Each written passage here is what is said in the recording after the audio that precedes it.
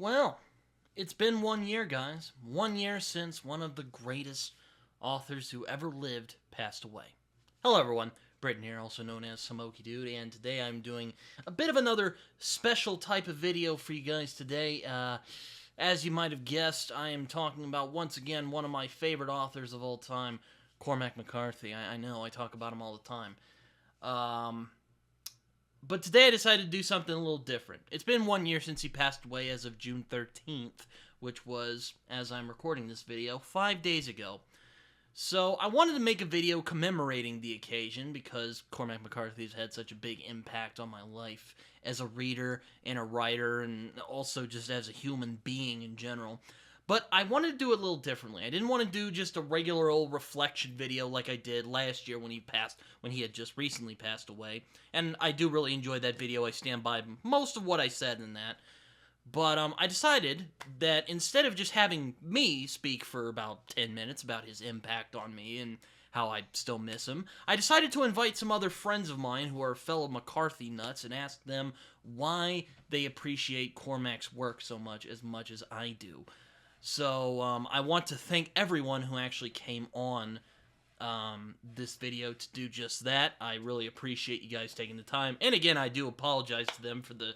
I do feel bad for the short notice I put them on, but I am glad that they were able to deliver. At least most of them were. There were some who were unable to, which, no problem. But the ones who did, I do appreciate it a lot, and I will let you guys see that. And you'll also see my own video discussing what Cormac McCarthy's work means to me as a person and as a reader and as a writer. Here's some other people who I'm good friends with and you might recognize. So I hope you guys enjoy, and I'll let the other guys take it away. Hey Britton, thanks for having me on to talk about the great American author Cormac McCarthy, who I first discovered in 2006 with The Road, this very book. It's a first edition. I didn't know who Cormac McCarthy was. I just knew that I liked post-apocalyptic fiction, so I picked it up. And I hate to admit it, but I didn't, I don't want to say I didn't enjoy the book, but I don't think I really got the book. I didn't really feel the book at that time. But I read it again years later, and I think that's when I mostly got it, maybe 75%. And then I read it again for my YouTube channel just maybe a year or two ago, and that's when it really clicked for me. And I know it's not a complex book, but this book, The Road, for me, and why Cormac McCarthy is special, is I haven't read another book that has captured such an intimate relationship, such a realistic relationship between two people. That is the man and the boy in The Road. I've read a few of his other novels, but The Road is the one that stays with me the most. And I feel like I should also mention his influence to me in my own writing career, and that I've learned so much from him, especially regarding how to say a lot with very little. I know Hemingway always strived to break prose down to its most base form, but I feel like Cormac McCarthy is the one who finally nailed it. So, sir, if you're out there somewhere in the universe listening, thank you. In Cormac McCarthy's Border trilogy, characters are always asking our young protagonists, John Grady Cole and Billy Parham, "Adonde vas?" Where are you going? And I think that question, it encapsulates a lot of the themes and ideas that are concurrent throughout all of Cormac McCarthy's work, where he's always questioning this sort of cosmic, unknowable nature in the heart of the land, in the eyes of a wolf, in the soul of mankind. There's always this searching, sort of Gnostic feel to his language and his ideas and his philosophies, that while the subject matter changes, I feel like he's always exploring the same question, and not only in the subject matter, but in his style, from his Faulknerian roots to the sparser style he adopted at the turn of the century, to the end of his life where he embraced an almost postmodern approach and experimentalism that hadn't quite been seen before. And I first read Cormac McCarthy when I was about 14 or 15 years old. My friends and I, we had just watched No Country for Old Men, and one of them told me about McCarthy's work.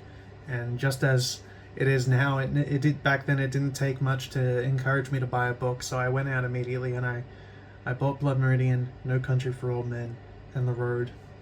And it didn't take maybe more than 20 pages into reading Blood Meridian to realize that this book was far, far beyond my comprehension at that time. It was something that I would need to grow into. But I tried No Country for Old Men, which was much easier, and The Road after that, which was easier still. And it felt like the first time in my reading career, as it was, it felt like the first time I had been challenged by literature.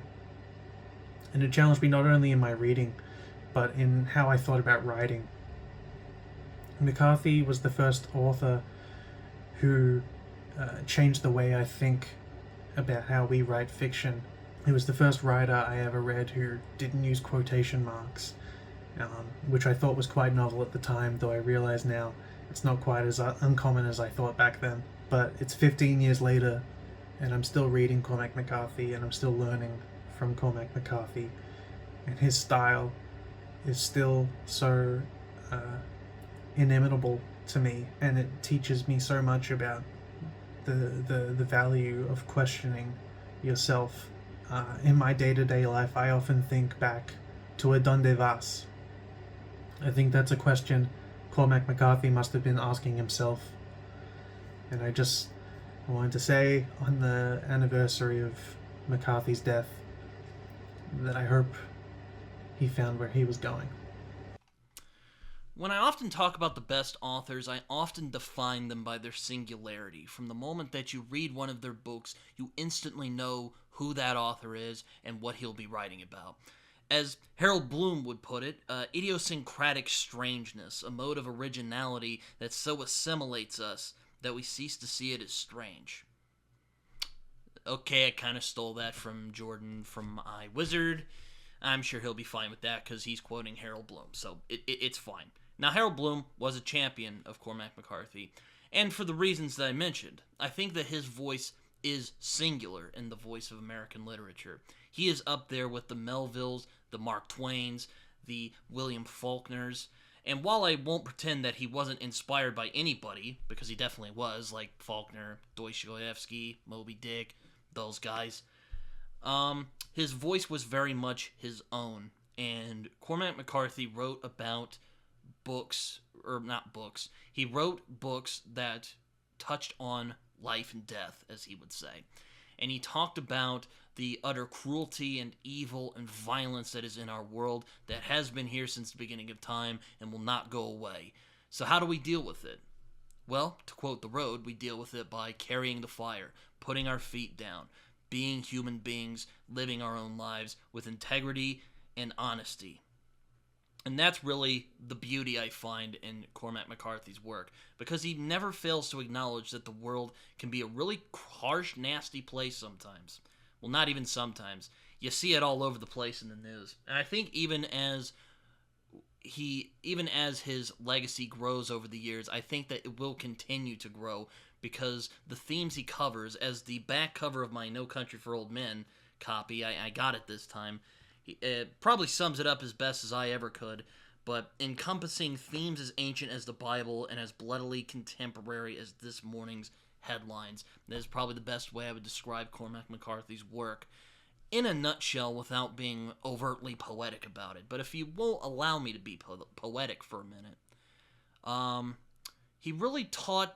Cormac McCarthy for me really taught me what it means to live in a world that you can't save. But the only way that you can fight it is by being an honest, good person every day, to carrying the fire that is the good of the world and to keep it going. Because if we lose it, we're basically just going to degrade into animals, like he showcased in books such as No Country for Old Men and Child of God. I also love that McCarthy wasn't afraid to be versatile. He could be very lush and ornate, as he was in Suttree or the Border trilogy or even Blood Meridian, but he could also be very laconic and to the point, as he is in No Country for Old Men or The Road. I haven't read The Passenger or Stella Maris yet, but I imagine that it has that similar very bare bones style. I'm sure Carol will tell me about that. But Cormac McCarthy was a singular voice in American literature and also in the world of literature in and of itself. And his loss is been felt. It will still be felt.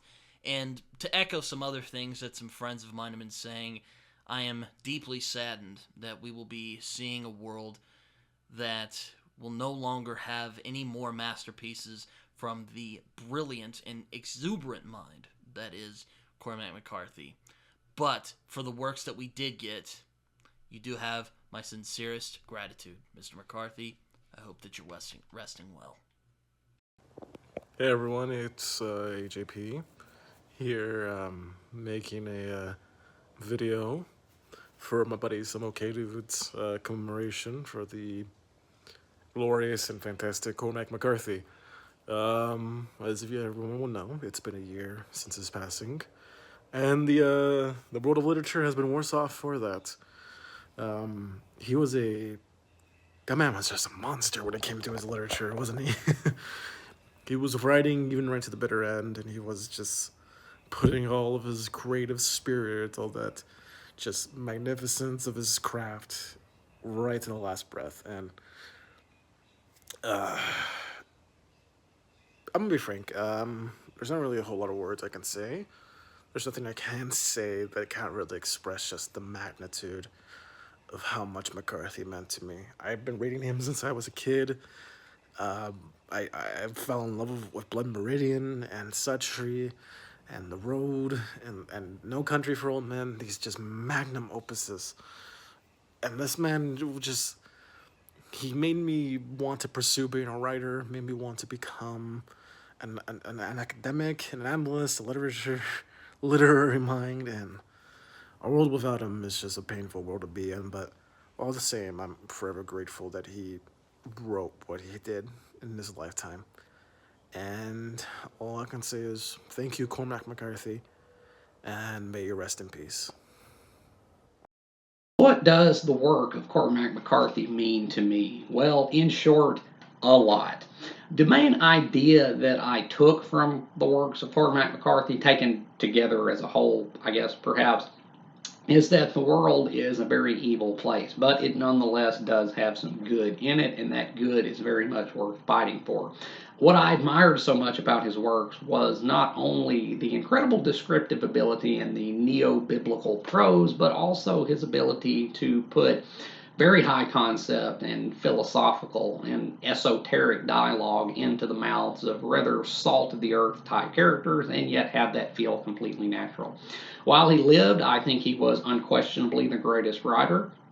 And since his passing, I think there is a major void in the world of literature. But with works of such quality as he produced, I think his name will live on for a very, very long time. And I think he left one hell of a legacy. So, R.I.P. Cormac McCarthy, you were, in my opinion, the greatest writer of your time. It's the religion. It's the faith. See, I'm not a very religious person, but I appreciate religious language. And I think, as one of the great chroniclers of American history of the last century, it's important to look at how biblical language, how Christian language in particular, has impacted the way America has thought, the way America has lived, even when you're talking about non-specifically religious themes. And there's no one who manages to capture the beauty of a landscape, the tumults of the mind, the everyday troubles that we have, the darkness, the violence, the bloodshed. See, here it is again. But also the beauty of all of that in a language that sounds so spiritual, so religious, so biblical, in fact, with all its archaic phrases, with all its grandeur, and is still very relevant for today. You don't have to be a believer. I don't even know if Cormac McCarthy was one. I doubt it, actually. But when you look at all of these things, the biblical language, the powerful faith in those words, that's what makes Cormac McCarthy's writing so impactful for me, so powerful for me, and that will stay with me forever, I assume. And to that, and to all of you, I will raise my glass. Cheers. Well, I hope everyone enjoyed those clips, and thank you all to everyone who contributed. I will definitely link them down below so you guys can go check them out. I appreciate them doing this on kind of short notice. I do apologize. I was definitely, this was sort of a spanner in the works, as the kids like to say. But, yeah, I hope you guys enjoyed this video. I know I enjoyed making it, and, you can find me on Twitter, on Goodreads and Letterboxd, where I write reviews that are probably more coherent than the one you just heard right now. You can also find me on Discord. I love hearing from you guys. Like, comment, do all that stuff, as my friend John Minton likes to do. Likes to say, I should say. It feels good when you do it. But I thought, to end this video, I'm going to end it with a reading. I had 2 dreams about him after he died. I don't remember the first one all that well, but it was about meeting him in town somewheres, and he give me some money, and I think I lost it. But the second one, it was like we was both back in older times, and I was on horseback going through the mountains of a night. Going through the pass in the mountains. It was cold, and there was snow on the ground, and he rode past me and kept on going. Never said nothing. He just rode on past, and he had this blanket wrapped around him, and he had his head down. And when he rode past, I seen he was carrying fire in a horn, the way people used to do. And I could see the horn from the light inside of it, about the color of the moon. And in the dream, I knew that he was going on ahead, and he was fixing to make a fire somewhere out there, and all that dark, and all that cold. And I knew that whenever I got there, he would be there. And then I woke up.